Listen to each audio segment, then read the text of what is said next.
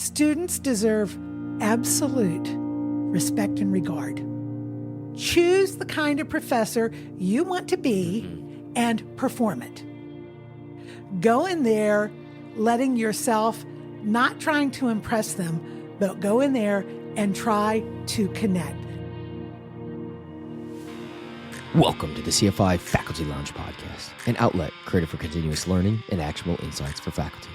I'm your host, Eric Magrum, inviting you to join us in conversation with dedicated educators who share their experiences, challenges, and effective solutions. Today, we continue our conversation with Dr. Julie Gochenour on connecting and communicating effectively. Enjoy. From day one, I model how to give a good speech. I use vocal variation. I use facial expressions. I use gesture. I use eye contact. I know the name of every single student in all of my classes every semester. And I'm in the same classroom every semester, all of those.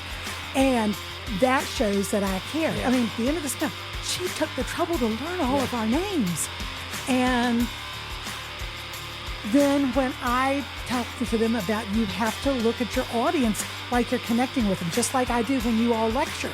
When I lecture to you all, when you all are listening to me, am I looking and listening to you all? That's the way it has to work. Yeah. Can you share a moment or strategy that transformed a lecture or a series of lectures for you personally? One day, I decided to take a big risk. This first speech that my students do is an autobiographical speech because I don't want them, one, to have to worry about research yet. Secondly, they need to learn how to sort through a lot of information and condense it into a 4-minute storyline. And the autobiographical speech is, they know the information well, there's a lot of information, and they have to pick out the story they want to tell from it. And then the third one is, it really creates classroom community because everybody gets to know everybody well. You know, they choose whatever they want to talk about as long as it's autobiographical. So autobiographical speeches were over. We had doubled back to chapter 2, which was on perception. And we were talking about self-disclosure and the 5 tasks of self-disclosure. And one of those tasks was to modify or convert people's impressions of you. And we'd already talked about the fundamental attribution error, where if somebody does something you don't like, you tend to ascribe, or you don't, that isn't socially desirable, you tend to ascribe negative causes to that. Anyway, so I told the story that I said, you all have had your and this just hit me. I'd never done it before. I said, you all have given your autobiographical speeches. You've self-disclosed. I said, okay, I'm going to self-disclose now. And it's going to be about how sometimes you have to choose whether or not you self-disclose in order to manage people's impressions and understanding of you. And so I told them one of my powerful stories. I said, the Friday before I started graduate school, my father went in the backyard and he shot himself. He was ill. He was lapsing into senility, and he did not want to live through that. And I went to graduate school for the first day on Monday. And I told the dean, but I said, I don't want anybody to know. Well, I was I was mad. I was so angry at my father, so angry. And I was stomping around, and I looked angry all the time, and my answers were curt. And somebody came to me and said, Julie, you know, the professors are starting to wonder if you have some kind of mental illness. I went like, oops. Yeah. Okay, do I self-disclose and tell them that there's a big reason for my demeanor? Or do I keep my privacy, which is what I really prefer? Because in grad school, nobody knew my dad had committed suicide. Right. It was a great place to be for that reason. And I finally decided, wait a minute, these guys are going to be giving me grades for the next 2 years. I don't want this perception to keep building. I need to self-disclose in order to tell them why they're perceiving me this way. And I chose my grades over my privacy because I'm pragmatic. And I got out of there with a 3.8. Yeah. So, but it was like, wait, and that's what I tell my students. I'll look at them and say, what do you think I did? And I don't make them guess because, they realize I've really shared deeply but it's not something I mind. I just had never shared that before. But when I'm willing to let that in that deep, that tells them how safe I feel with them too. That's a really powerful thing. And I appreciate you being willing to share that.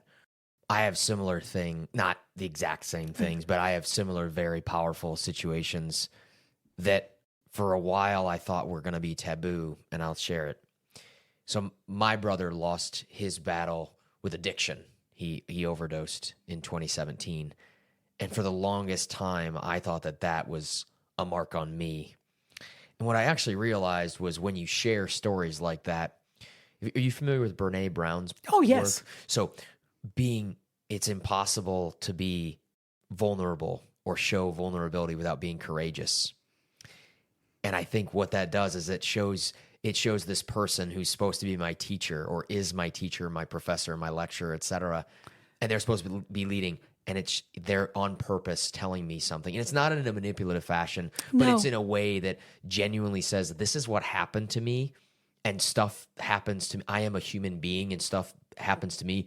And then I'm always surprised at what people are willing to share. This is not a manipulative way to get things out of people. No, it's not like clickbait. Right. But it's a very powerful thing. And I wrote down risk-taking and self-disclosure. And I think when we do that sort of thing, we think it's going to be negative, and it actually turns into more of a positive than a negative. Absolutely.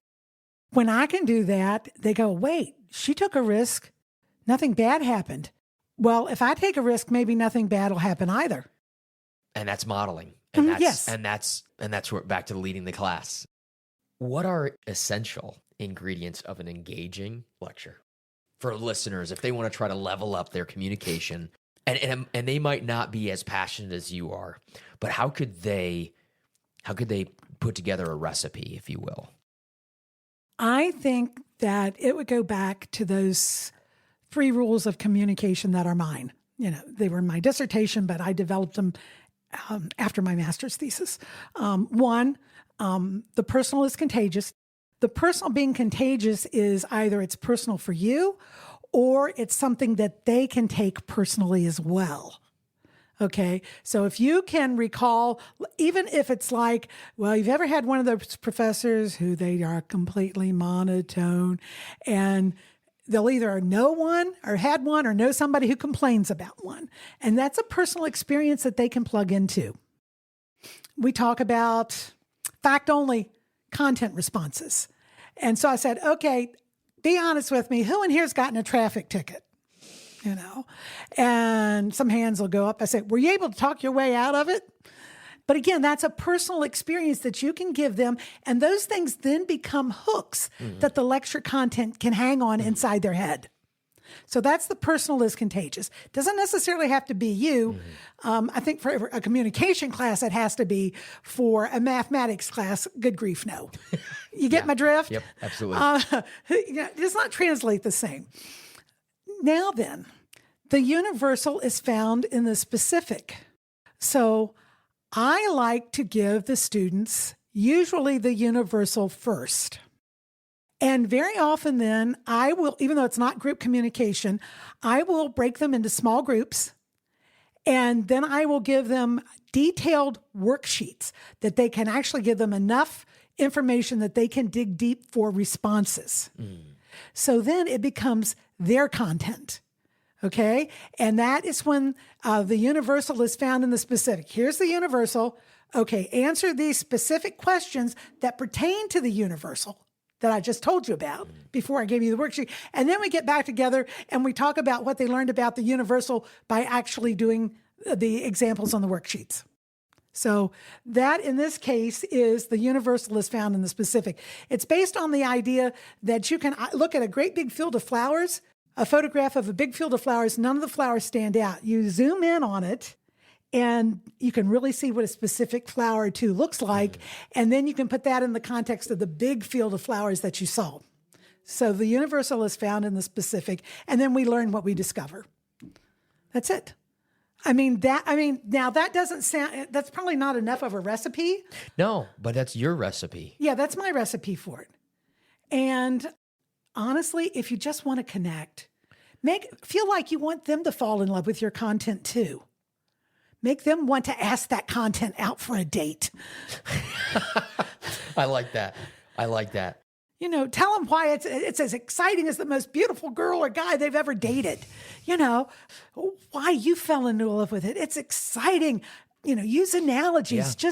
And the other thing you need to do is you need to use a variety of approaches. We get lectured all the time about using and meeting different learning styles, but it works. Mm-hmm. It really does work. Give them a selection of things to do. I use improv. I'm not particularly an improv kind of person, but when you say you use improv, how do you can you give listeners an idea? I can give you a specific example. Okay, perfect. Go for it. Okay. There are 5 roadblocks to competent informational listening that we teach in the basic communication course. They are conversational narcissism, where you're just listening to wait to steal something and start talking yourself. The second one is competitive interrupting, where you don't even wait to snag onto a topic that you can then talk about. You just interrupt and start talking about what you want to talk about. The next one is ambushing, which is as the listener, you're just listening for somebody to say even the most innocuous thing possible so that you can jump all over it. So kind of gotcha stuff. Yes, and then you just start attacking. Okay. Because you're the kind of person who lives to attack. Okay. And then there's glazing over and pseudo listening where yeah, and you're doing something else, yeah.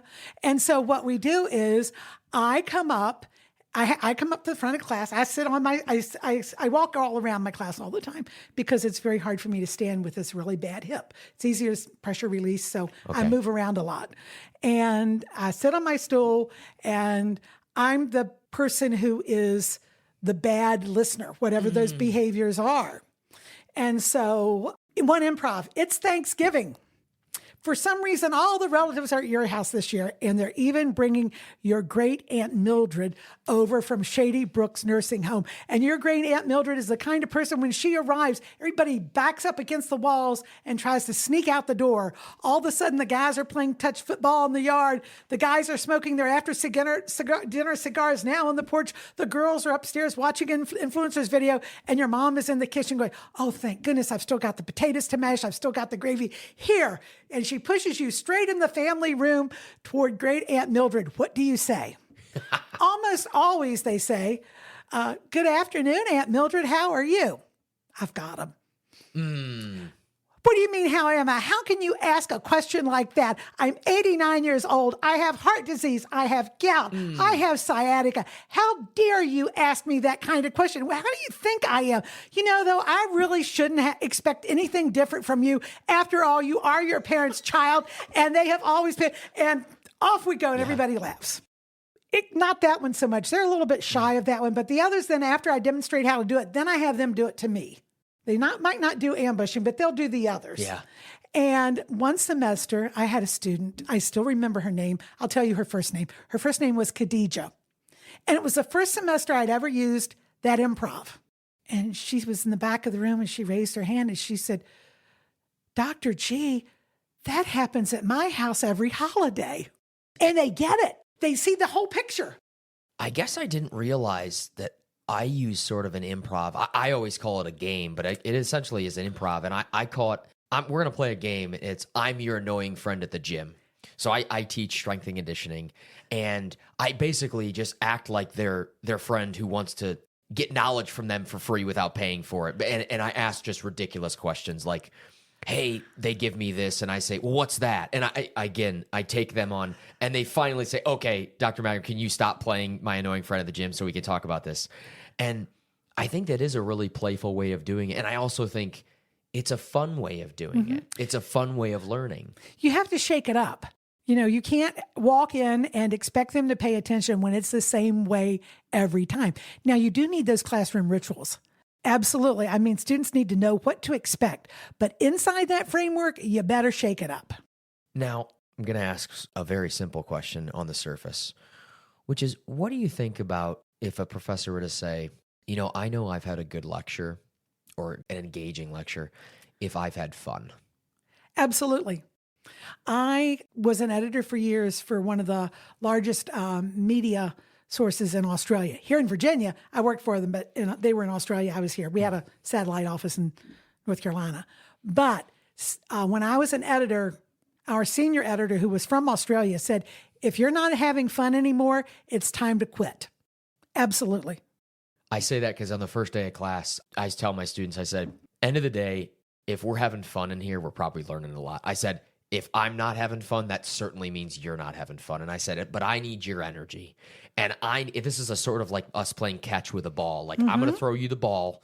If you don't throw me the ball back, I'm going to try to get the ball back from you, no matter how I have to do that. But it's not going to be as fun. So I guess that's usually how I gauge. I love that analogy. I absolutely, and sometimes you will get a class that just does not want to play with you. No. And they're like playing catch with like a 2-year-old who wants to keep the ball. Yeah. And and then you have to go walk and take the ball. They just want to sit there and stare at you. Yep. I had a class, I teach one class of upperclassmen, and they would not engage in discussions. And usually you don't have a problem with, they were mostly seniors. But for some reason, they just wanted to sit on their hands and not say anything. So I dipped into my bag of SCOM 122 tricks. I just broke them in small groups and gave them worksheets to fill out all stinking semester. And by the end of the semester, somebody raised their hand and said, could we just discuss this instead? I win. So right along that vein, how would I know if I'm a listener and I'm interested in knowing if I give engaging lectures? How would you know? Meaning, when you give a lecture and you know it's engaging, what tells are there around the room? Or maybe how are you feeling? Or what things are you gathering from the space to tell you that you're doing a decent job at engaging them? They're alert and attentive. What does that look like? What does an alert and attentive learner They're look sitting like? up in their chairs. They're focused on me. They're not slouched. They're not glazed over. As I'm walking around the room, their eyes are following me. And you can see the wheels sort of turning. I have students who are real introverts, but you don't get to be an introvert in my class because I'll call on you. And I don't call on you for answers because students are terrified of being wrong in front of their peers. I would agree. And so I'll say things like, well, who in here wants to have the best prom ever if we're talking about prototypes? And then we'll go off on a hypothetical example or something like that. Or again, the traffic ticket. Or how many of y'all broken curfew? Like more than once, enough that your parents want to ground you. Or I'll say, okay, Joe, let me ask you something. Have you ever broken curfew? Yeah, I have, Dr. G. You know, usually they'll respond then. Started out personal, absolutely no risk. And Joe, what happened? Have you done it more than once? Yeah, usually if they've done it once, they've done it more than once. I'll go, okay, so let me guess is that you were trying to tell your parents that it was because of circumstances, and they were trying to tell you it was because you're poor character. And then off we can go and talk about attributions. Does that make sense? Oh, yeah. But I will do that. If I see a student dozing off, I talk to all of them during my lectures. I'll go, so, Joe, we have two kinds of attributions. Eric, that means they're the self-serving bias and the negativity bias, okay? And we blah, blah, blah, and off we go. And I call them by names. And they're always looking around to see who I'm talking to, because by now they've also learned each other's names. So to be clear, so if you see somebody maybe that I'm dozing off, and you'll say, and Eric, just like that one time, or whatever it happens to be, but you'll call on me by name, and essentially it's, I'm still talking about the content, but what I'm really saying is you better pay attention. Exactly. You better wake up. Exactly. And it doesn't call them out or anything. And I also tell them the first day, I expect you all to meet me halfway, which means to be alert and attentive. And I try very hard to make sure they can do that. But they do have to meet you partway. They really do. And I say, so the first time you're dozing off, and you're usually alert and attentive, I'll call on you and talk to you when I'm walking around the room, and I see you doing it again, and I'll talk to you, and maybe you're doing it the third time. And finally, I'll walk over to you and I'll say, Eric, let me ask you a question. Has it been one of those days, because my classes are all late afternoon and evenings? And they'll go, yes, Dr. G. And one of those mornings too, I had a calculus test at 8:00 this morning. I go, oh, my condolences. I completely understand.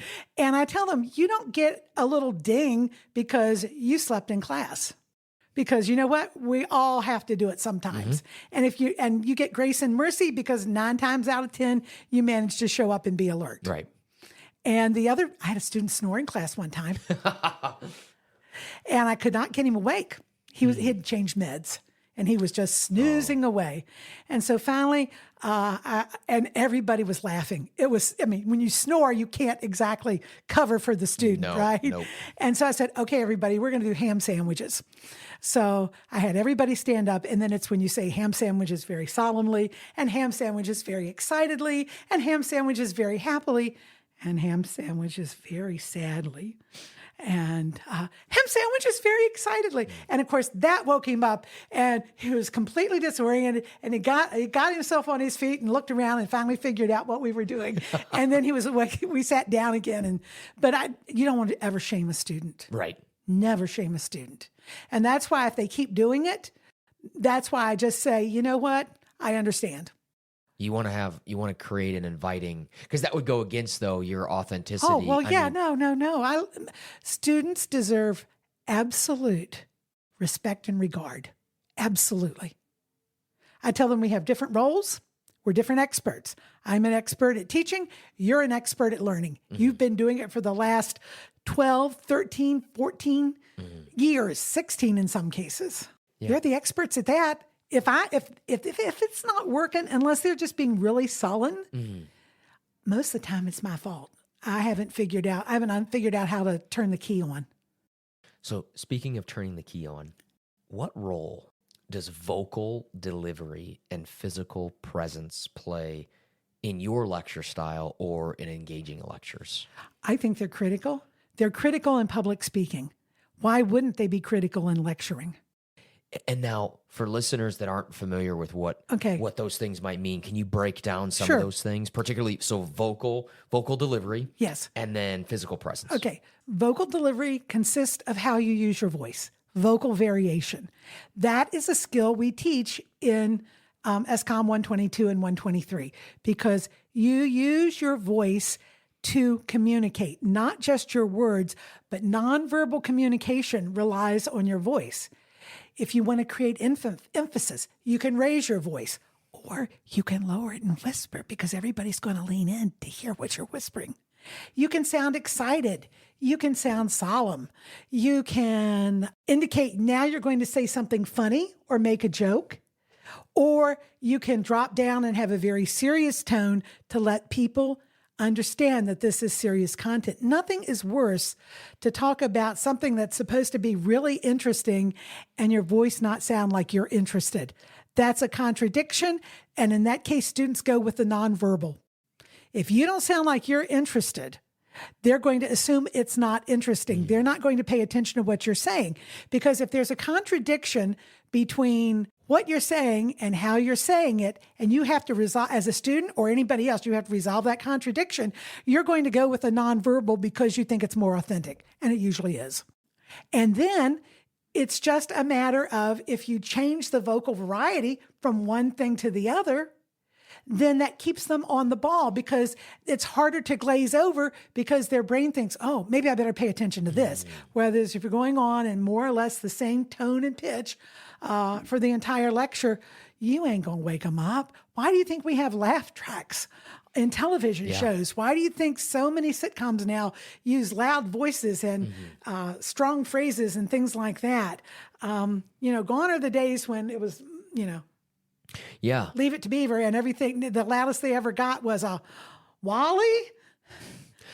I think for me personally, I can honestly say it was not until my doctoral training that I had a professor utilize some of these things in academic settings. And so I think that's one thing that sometimes we need to be reminded of, that these things are really effective. And I think the same way in which a police officer uses, unfortunately, if they're using the term freeze and it's directed at you, it's not a great situation. No. But they don't say freeze. No. And they yell freeze in a way that is like, okay, I'm emphasis and dagnabbit, I mean it, and you better listen right now. Yes. There's a whole extra 4 or 5 layers to that message of freeze. Yes. And I think I think we could do, not the freeze thing, but the same concepts can be applied in our classroom. Yes. Now, so moving away from the vocal, Okay. the physical presence. I'm a writer, and that means I'm in my head a lot. And I've been a writer since I started writing in the second grade. Being in my body is not my default. Being in my head is my default. With that said, I always say students do better with a moving target. I am all over that classroom, all over the front of it. And if I can get even part the way down a row, I'm part the way down a row. And it's because they have to pay. I'm bouncing around. It's harder for them to ignore me. I'm not static. Part of that is because I'm asking them to be static. Unless they get up and get in small groups, they're static. Thank goodness they have to walk between classes for the most part. Yeah. That's one of the challenges of online classes. They may not have to. But if you get them in here, most times they walk to a class and gotten the blood pumping and things like that. But they're not moving. They're going to pay more attention to movement. And that even includes, if I'm writing on the board, I'm making jokes about my sloppy handwriting going downhill and just anything. They do better with a moving target. So, and that's where... And of course, then that's how I'm harder to hit if they want to throw tomatoes. So I'm going to talk about self-deprecation. Yes. TED Talks. Yes. So TED Talks, and this is where I always, because I am a mover. As a little boy, when I was studying for spelling tests, I would have a ball and I'd be throwing it and I'd be moving around the kitchen and the house, and my mom would be quizzing me, and I would, okay, how do you spell Halloween? H, etc. So when I lecture, I'm like a bouncy ball.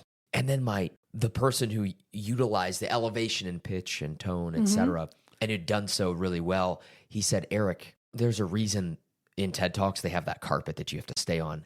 And I was thinking, yeah, that doesn't work for me type thing. So can you speak to why that might not be? I agree with you, but why would the TED Talks be that way? And Okay. One, TED Talks are aimed at adults. okay. We're more used to static targets, much more used to static targets. Secondly, my lectures are 75 minutes long. I would have a hard time, even if I had the best audience in the world, holding their attention if I was standing still for 75 minutes. Valid point. And when they learn to speak in my class, they have to stand still. But I do so much better when I'm moving. I say yes. And in very long situations, moving is more effective. In short situations, standing still is much more effective. You have to choose which mode based on the length of your presentation. It's easy for you to move around. You need to learn what's harder, which is to stand still. As adults, most of us have learned to public speak standing still. Ah, okay. So it's the right tool for the right situation. And the right audience. It really is. Now, you talked about self-deprecation. Yes. Say more on that if you would. And what is that, just for listeners? Okay. Self-deprecation is the use of humor when you are the target of your own humor. And self-deprecation has to be actually indicated as genuine humor and not you being down on yourself. Can you say a little bit more about that part? Yes, absolutely. Let's see. I'm terrible with technology. Okay. I'm really bad. JMU libraries are saints because when we had to switch from Blackboard to Canvas, Jody at the time sent somebody over to walk me through step by step, and I had micro lists. I had to follow because I have a learning disability in the sequences domain, and I cannot remember steps. And it's that way with all technology. And so when something goes wrong, I panic because I don't think I'll be able to fix it. And I'll go like, okay, here is your technologically illiterate professor once again struggling with this. I said, now I know how you all feel with Canvas.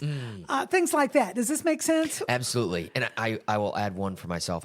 For listeners, I don't have much hair, and I constantly am making fun of like this bald guy, and I'm referring to myself. Right. And there happens to be other bald guys in my department, and I make it very clear I'm talking about this bald guy. Yes, absolutely. Or I talk too much. I go, okay, there it is. There's my TMI syndrome again. Sorry about that. Or sometimes I'll just go, squirrel. Squirrel. And From they, Doug? and they realize that I've caught myself going off on a tangent and I'm not going to beat myself up. I want them to know that I did it. Yeah.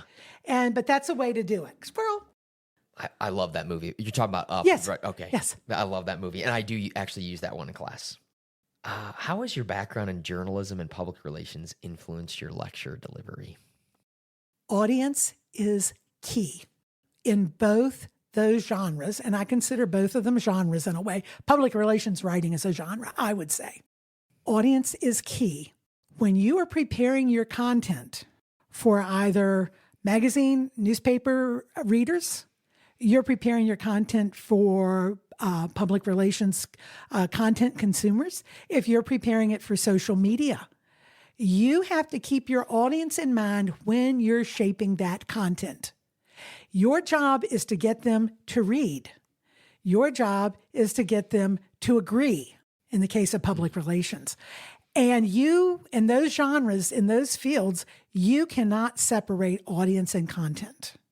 The other thing is that as an editor, I understood what my job was. My job was the bridge between the publication and the subscribers. And I had to make sure that I was meeting the publisher's needs. In that case, it might be JMU, because, JMU does pay me to make sure these students learn X amount of content. And then I had to pay attention to the advertising folks who were actually generating the revenue that printed the publications. But I had to keep my subscribers happy. One, they had to believe in me. They were a tough audience. They had to believe in me, and I had to be delivering them content that they found valuable. I think that creating value, I think that is also with what we do as professors and instructors, et cetera. Absolutely. And it's crucial in everything from creative nonfiction to journalism to public relations writing is creating value for the content consumers. Because I'm sorry, gone are the days when my students felt like they owed me their attention. That ain't going to happen. I got to work for it. Okay. If I have to work for it, that's one of the realities. Don't moan and groan that I got to do it. It just is. And I got to do it. And let's make the best of it. How do we make this work? Okay. So this might be a left turn. As you were speaking, I came up with this, and I really want your opinion on this. The concept of edutainment. I don't care. And I'll tell you why. I think it's a non-issue. I learned this as an editor. God love the Australians. In the publishing company I worked for, they would do anything to make $1. And they wanted to, like they did in Australia, they wanted to start putting ads on the bottom of the front page. Oh, all the purists, all the other editors who were purists were up in arms about it. Well, one wasn't going to do them any good anyway, because the publisher calls the shots. And I asked myself one question. Are my readers going to care? No, my readers aren't going to care. If my readers don't care, why should Julie care? Now, if edutainment is how I can get my students to consume content, then I don't care. I will do that. They're my customer. And I can be a scholar and a researcher and as serious as I want to be anywhere else. But if it takes, and I know, I've got to compete against a computer. I've got to compete against social media. That's the reality. That's why I said, I don't care. We can give it a pejorative name. I don't care. It's reality. I have to meet my students where they are. Every one of my PowerPoints, oh, good Lord, it's awful. Every one of them have pictures. Every single slide has a picture that's relevant. When we went to online learning in the pandemic, I did videos. Okay. And I knew I had to compete with the computer for their attention. That's a reality. I'm sorry. I understand. I'd love to think that what I had to say, they could give, but we was are so not riveting for them. Yes. Or else they are so self-disciplined that they can give you their attention. If they're on their cell phones, I assume that what's on their cell phone is more interesting than I am. But you know what? I'm going to compete for most of them. I couldn't agree with you more. And I asked you this because I personally also believe, like, you know what? As you said a couple moments ago, creating value for content consumers. How do I do that? What's the best way that I can do that? I'm going to put on a performance. Each time I go in front of my class, it is a performance, and it's a skill for performance, and it's a content delivery. It's a performance of content delivery, but I need to be able to do that in an engaging way. Absolutely. And I can't just assume, as you just suggested, that all my students are so self-disciplined that they're going to find it riveting and the value. They're not. And when you ask how do you create an engaging lecture, you have to approach it as a performance. But I'm not necessarily even talking about thinking entertainment. We all choose a role and perform it. Choose the kind of professor you want to be and perform it. And do you know what? You become what you perform. Exactly. You become what you do.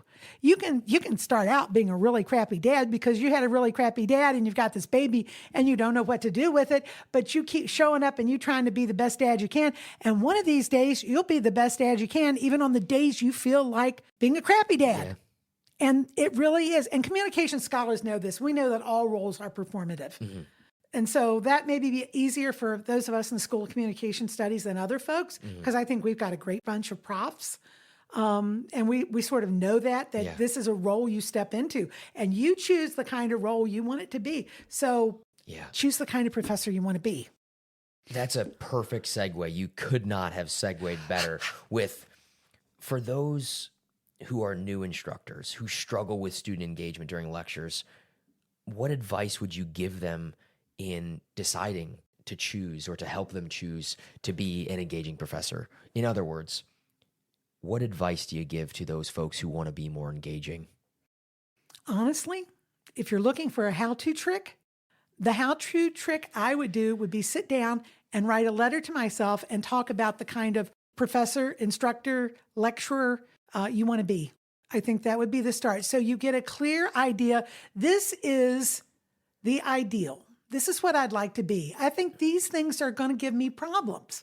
What are some things that I could do to mitigate places where I'm going to find it more difficult? That's exactly how I would do it.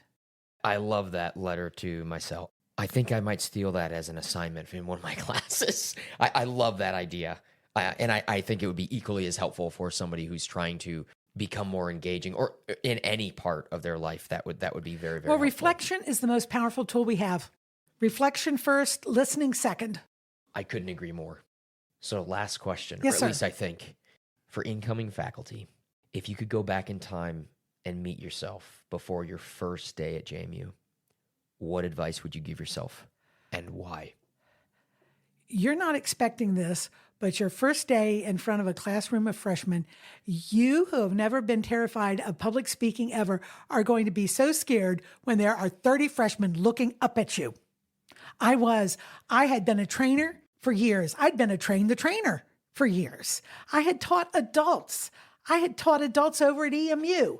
I had thought, I've got this. I had taught JMU interns. I love JMU interns. It's the best part of the job. And I stood up in front of those and I had every single symptom of speech anxiety. I looked down at the lectern. I couldn't even find my notes and they were right there on top. I was terrified. Don't go in there being too confident. Go in there letting yourself, not trying to impress them, but go in there and try to connect. It's the same thing we tell students with their speech anxiety. I tell my students, okay, who in here is a student athlete?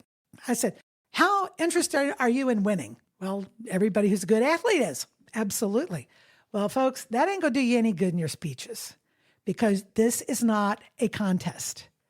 What you need to do is you need to work on communicating what you're passionate about and connecting with your audience so you can communicate what you're passionate about. So forget the performance.